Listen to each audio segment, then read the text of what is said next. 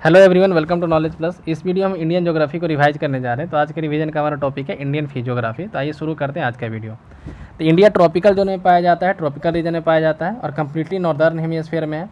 India जो 8 degree 4 minute north latitude से लेकर के 37 डिग्री 6 मिनट नॉर्थ लैटीट्यूड तक है। और इसका लॉन्गिट्यूड देखा जाए तो 68 डिग्री 7 मिनट ईस्ट से लेकर के 97 डिग्री 25 मिनट ईस्ट तक है। और इंडिया लगभग क्वाड्रेंगुलर शेप में है, मतलब कि क्वाड्रिलेटरल शेप में है, क्वाड्रिलेटरल और ट्रेंगुलर का मिला जुला शेप में है। इसका नॉर्थ और साउथ एक्सटेंशन देखा जाए तो 3214 किलोमीटर है, ठीक है। और यदि ईस्ट और वेस्ट इसका एक्सटेंशन देखा जाए तो 2900 किलोमीटर के लगभग में आता है। इंडिया दुनिया का 7वां बड़ा कंट्री है।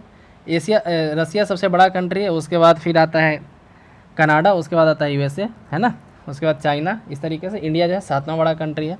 इसका एरिया लगभग 32.8 किलोमीटर स्क्वायर है, जो पूरे विश्व के एरिया का 2.4% है, ठीक है। इसका पॉपुलेशन की बात किया जाए तो पॉपुलेशन जो है 121 करोड़ के लगभग है 2011 के अनुसार, और दुनिया का पॉपुलेशन का लगभग 17.5% इंडिया में रहता है। इंडिया का कोस्ट लाइन यदि देखा जाए तो 7516 किलोमीटर है। आइलैंड को मिला करके, आइलैंड को हटा करके 6100 किलोमीटर है। और लैंड बाउंड्री देखा जाए तो 15200 किलोमीटर है। ट्रॉपिक ऑफ कैंसर इंडिया के लगभग बीच से पास करता है। और कौन कौन स्टेट से गुजरता है तो गुजरात, राजस्थान, मध्य प्रदेश, छत्तीसगढ़, झारखंड, वेस्ट बंगाल, त्रिपुरा एंड मिजोरम, ठीक है। बांग्लादेश के साथ हमारा सबसे बड़ा बाउंड्री है। Bangladesh is the longest boundary with India. उसके बाद चाइना, पाकिस्तान, उसके बाद नेपाल, उसके बाद म्यांमार, उसके बाद भूटान और सबसे कम अफगानिस्तान के साथ 106 किलोमीटर के लगभग में है, ठीक है। Bangladesh, Nepal, China has border with maximum number of state. Bangladesh, Nepal और चाइना का सबसे ज़्यादा स्टेट के साथ बाउंड्री है, 5 स्टेट के साथ। मतलब बांग्लादेश का ही बाउंड्री 5 स्टेट से लगता है, नेपाल का ही बाउंड्री 5 स्टेट से लगता है और चाइना का ही बाउंड्री 5 स्टेट से लगता है, ठीक है। पाकिस्तान और भूटान जो है 4 स्टेट से बाउंड्री शेयर करता है, जबकि अफगानिस्तान ओनली जम्मू एंड कश्मीर से शेयर करता है 106 किलोमीटर, ठीक है। श्रीलंका के साथ वाटर बाउंड्री शेयर होता है पाक स्टेट और गल्फ ऑफ मन्नार के साथ। परसेंटेज वाइज कवरेज देखा जाए, फिजिकल फीचर मतलब कि इंडिया में माउंटेन कितना परसेंट है तो 10%, हिल है 18.5%, प्लेट्यू है 27%, प्लेन है 43%। यानी इंडिया में सबसे ज़्यादा प्लेन है 43%, उसके बाद प्लेट्यू, उसके बाद हिल, उसके बाद माउंटेन। कहा जा रहा है कि दो Indian physiography broadly comprise of triple tectonic division. India में 3 टेक्टोनिक डिवीजन बांटा गया, जैसे Himalayan mountain, Indo Gangetic plain और इंडियन पेनिनसुला, ठीक है। उसके बाद फिर कोस्टल प्लेन वगैरह में बांटा गया है। तो हम लोग एक एक करके पढ़ते हैं हिमालय के बारे में। तो हिमालय जो one of the youngest fold mountain ranges in the world. तो हिमालय जो है दुनिया का यंगेस्ट है ना, यंगेस्ट में से एक है, वन ऑफ द यंगेस्ट है, ठीक है। अनकम्प्राइजेज मेनली ऑफ सेडिमेंट्री रॉक। तो हिमालय मेनली सेडिमेंट्री रॉक पाया जाता है। It stretches from Indus river in west, from Brahmaputra river in east. Indus से लेकर के ब्रह्मपुत्रा तक ही है हिमालय फैला हुआ। टोटल लेंथ यदि देखा है तो 2500 किलोमीटर है। और इसका चौड़ाई कहीं कहीं 320 किलोमीटर, कहीं 240 किलोमीटर, इस तरह से वेरी करता है। और ये लगभग 5 लाख किलोमीटर स्क्वायर एरिया को कंसिस्ट करता है हिमालय जो है। द कंसिस्ट, इसमें जो है 3 पैरेलल लाइन बांटा गया है, ठीक है। हिमालय में 3 पैरेलल रेंज बांटा गया है। जैसे हिमालय यदि इस तरीके से है तो 3 पैरेलल रेंज ऐसे बांटा गया है। तो इस सबसे पहला रेंज का नाम है हिमाद्री, दूसरा है हिमाचल, तीसरा है शिवालिक, ठीक है। हिमाद्री को ग्रेटर हिमालय बोलते हैं, हिमाचल को लेसर हिमालय बोलते हैं और शिवालिक को आउटर हिमालय बोलते हैं, इस तरीके से। अब हिमाद्री के बारे में पढ़ते हैं। तो हिमाद्री और greater Himalaya an average elevation of 6100 kilometre. Himadri का एवरेज जो हाइट है 6100 किलोमीटर के आसपास है।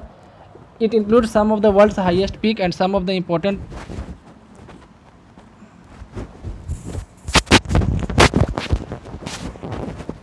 it includes world highest peak and some of the important passes like Jelepla, Chumbi valley in Sikkim, Shipki La in Sutlej valley, है ना। तो दुनिया कुछ इंपॉर्टेंट पास यहाँ पे है। और दुनिया का सबसे ऊंचा जो पीक है माउंट एवरेस्ट इसी पे है। सेकंड ऊंचा जो है काराकोरम है। थर्ड ऊंचा कंचनजंगा है, ठीक है। माउंट एवरेस्ट को सागर माथा बोला जाता है। नेपाल में दुनिया का सबसे हाईएस्ट पीक है और ये नेपाल में एग्जिस्ट करता है, नेपाल और चाइना के बाउंड्री पर एग्जिस्ट करता है, ऐसा बोला जाता है। द हिमाचल और lesser Himalaya has an average height of 3700 to 4500 kilometre. Himachal या फिर लेसर हिमालय की बात किया जाए तो 3700 से 4500 किलोमीटर तक इसका हाइट है, average height. The important ranges are Dhauladhar. Himachal में कौन कौन रेंज पाया जाता है? धौलाधर, पीर पंजाल, नागा तिब्बा मैसूरी में है।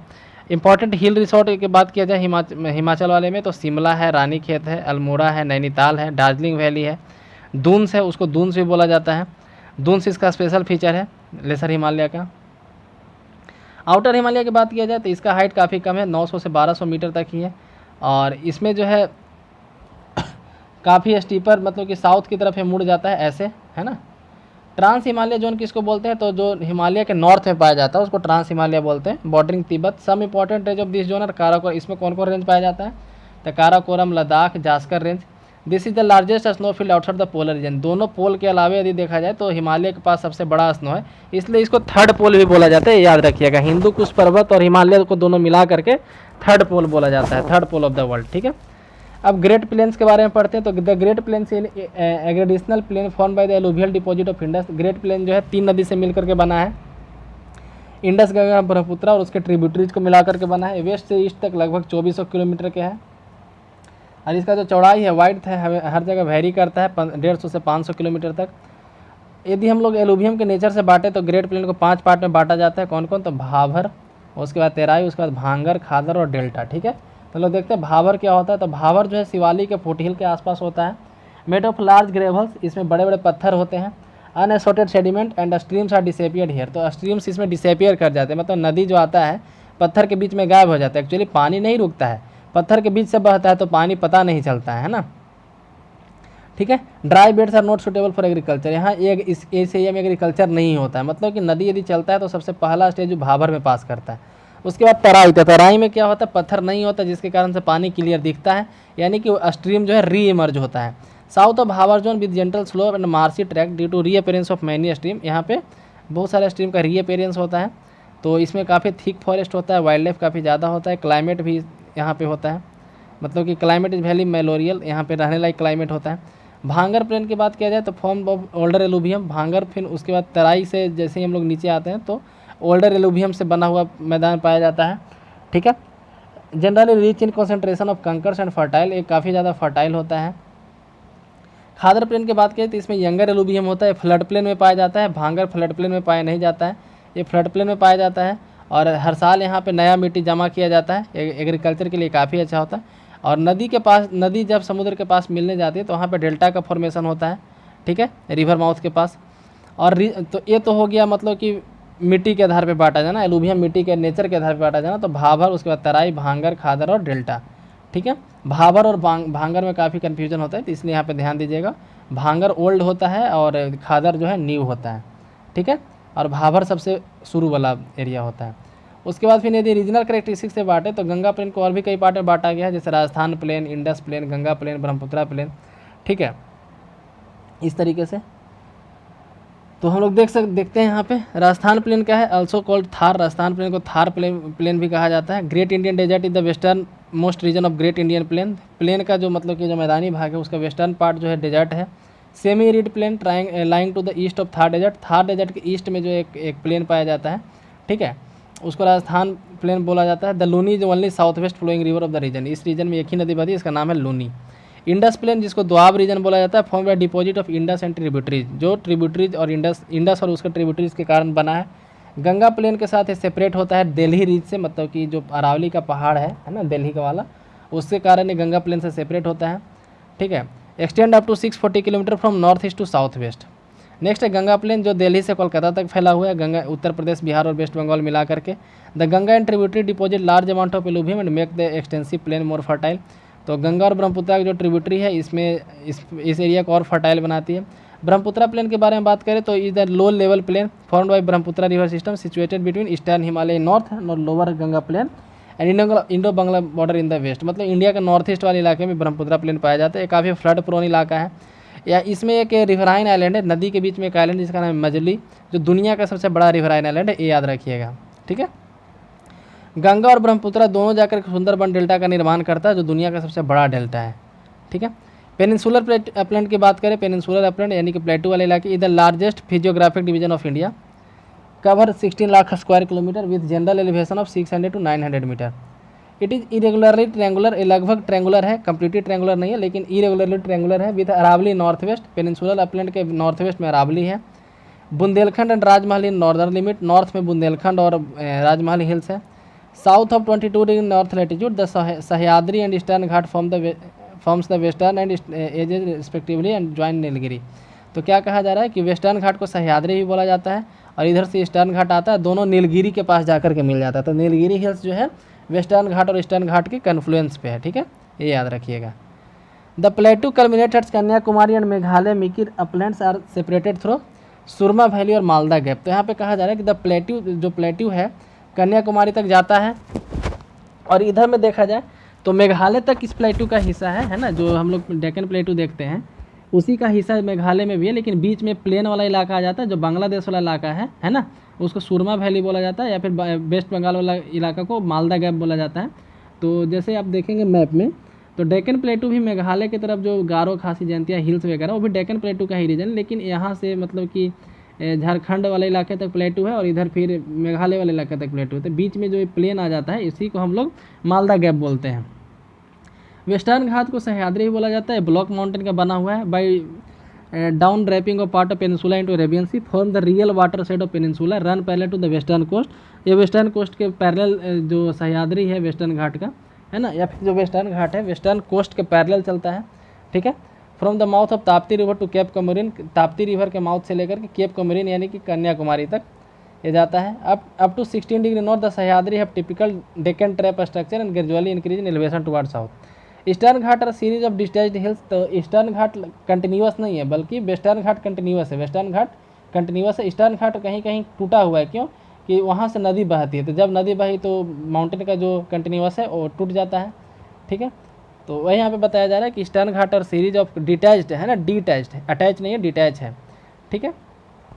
इसमें कई नदी फ्लो करते हैं और इंडिया में अधिकांशतः तो ईस्ट फ्लोइंग रिवर ही है, लेकिन वेस्टर्न जैसे हम लोग पढ़े कि माउंटेन में पास होता है ना, जैसे जोजिला के बारे में पढ़े, सिपकिला, नाथुला और भी कई पास हैं, उसी तरह से प्लेटू वाले इलाके में भी या फिर वेस्टर्न घाट में भी पास बहुत सारा है। जैसे यहाँ पे 2-3 पास का नाम दिया। थाल घाट एक तरह का पास है जो मुंबई और नासिक को जोड़ता है, ज्वाइंट्स मुंबई और नासिक एक्रॉस वेस्टर्न घाट। उसी तरह से भोर घाट है जो मुंबई और पुणे को जोड़ता है। पाल घाट है जो तमिलनाडु और केरला को जोड़ता है, कोयम्बटूर को पलक्कड़ से जोड़ता है, पलक्कड़ केरला में है, ठीक है, जो नीलगिरी और अन्नामलाई हिल्स के पाया जाता है। उसी तरह से सेंकोटोन गैप है जो अन्नामलाई हिल्स को कार्डम हिल के साथ जोड़ता है, यानी कोलम को मदुरई से जोड़ता है। तो याद रखिए कि पाल घाट भोर घाट कई बार पूछा जाता है। थाल घाट जो है मुंबई और नासिक को जोड़ता है, भोर घाट मुंबई और पुणे को जोड़ता है, और पाल घाट तमिलनाडु और केरला को जोड़ता है, ठीक है। सेंकटोन गैप जो है अन्नामलाई हिल्स को जोड़ता है कार्डमम हिल से, इसका कहने का तो कोलम और मदुरई को जोड़ता है। वेस्ट कोस्ट है जो नैरो एलुवियल, वेस्ट कोस्ट जो है नैरो है जबकि ईस्टर्न कोस्ट काफ़ी चौड़ा है, ठीक है। तो यदि वाइड से देखा जाए, चौड़ाई देखा जाए तो ईस्टर्न वाला ज़्यादा है वेस्टर्न के मुकाबले, लेकिन यदि हाइट देखा जाए तो वेस्टर्न वाला ज़्यादा ऊंचा है ईस्टर्न के मुकाबले, ठीक है। तो यहाँ पे याद रखिएगा eastern coast are more broader. Origin of western and eastern coast of India may be attributed to faulting and subsidence of Arabian Sea and Bay of Bengal block toward east of Eocene period।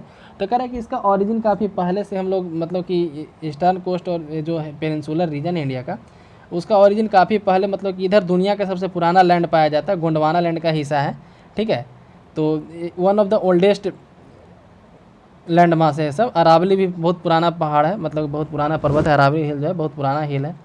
The Arabian C island है coral origin. Arabian सी में जो island है लक्षद्वीप उसका वो coral origin का है। Coral क्या होता है, तो जानवर मतलब कि एक छोटा छोटा जानवर होता है, जलीय जीव होता है, जिसके मरने के बाद कैल्शियम कार्बोनेट निकलता है, ठीक है। तो बहुत सारा जानवर जब मर गया तो कैल्शियम कार्बोनेट इस तरीके से एक जगह हो गया तो कम्प्लीटली पत्थर बन जाता है, फिर वो उसी को कोरल बोला जाता है, ठीक है। तो कोरल ओरिजिन लक्षद्वीप आइलैंड जो कोरल ओरिजिन का है। And surrounded by fringing reefs and separated from Maldives by 8 degree channel. 8 degree जो नॉर्थ लैटिट्यूड है उससे मालदीव्स के, लक्षद्वीप और मालदीव्स के बीच में 8 डिग्री नॉर्थ लैटिट्यूड है। Bay of Bengal island denote the peak of submerged tertiary mountain range of continuation of Arakan Yoma. तो Arakan Yoma जो पहाड़ है ये म्यांमार वाले रीजन में है, उसी का मतलब कि एक हिस्सा जो है यहाँ पे है, बे ऑफ बंगाल में है, ठीक है। बे ऑफ बंगाल में जो है अराकान योमा का ही एक पार्ट है, उसी को हम लोग अंडमान निकोबार के नाम से जानते हैं, ठीक है। यहाँ पे एक बैरेन आइलैंड है अंडमान निकोबार में, ठीक है, और एक नारकोंडम आइलैंड है, यहाँ पे वोल्केनो पाया जाता है। तो बैरेन आइलैंड में जो वोल्केनो एक्टिव है, तो इंडिया में मात्र बैरेन आइलैंड है जहाँ पे एक्टिव वोल्केनो है। नारकोंडम आइलैंड पे क्या है, तो डॉर्मेंट वोल्केनो है, ठीक है। यहाँ पे 2 वोल्केनिक आइलैंड है, एक बैरेन है जो इसको एक्टिव बोलते हैं, एक्टिव वोल्केनो, और नारकोंडम जो है डॉर्मेंट वोल्केनो है। Andaman Nicobar group island separated by 10 degree channel. तो अंडमान और निकोबार के बीच में 10 डिग्री है, ठीक है। लक्षद्वीप और मालदीव्स के बीच में 8 डिग्री है, ठीक है। धनुषकोडी जो तमिलनाडु में एक जगह है, Dhanushkodi in the Tamil Nadu coast in India and Talai Mannar in Jaffna peninsula in Sri Lanka joined by number of small islands called Adam's Bridge. तो आप यदि इंडिया का मैप देखेंगे है ना, तो तमिलनाडु का धनुषकोडी और श्रीलंका का जाफना है ना, ये दोनों जो है बहुत छोटे छोटे आइलैंड के साथ जुड़ा हुआ है, तो उसको हम लोग एडम्स ब्रिज के नाम से जानते हैं। Indian Ocean is encircled by 46 countries. Indian Ocean के चारों तरफ 46 कंट्री है, ठीक है। 27 तो ऑस्ट्रेलिया में ही है, 7 आइलैंड स्टेट है और 12 लैंडलॉक कंट्रीज है, ठीक है। इस तरीके से 46 कंट्री है, ठीक है। तो ये था इंडियन फिजियोग्राफी के बारे में रिवीजन वीडियो। तो ये वीडियो आपको कैसा लगा कमेंट सेक्शन में ज़रूर बताएं। वीडियो को लाइक करें और चैनल को सब्सक्राइब करें। धन्यवाद।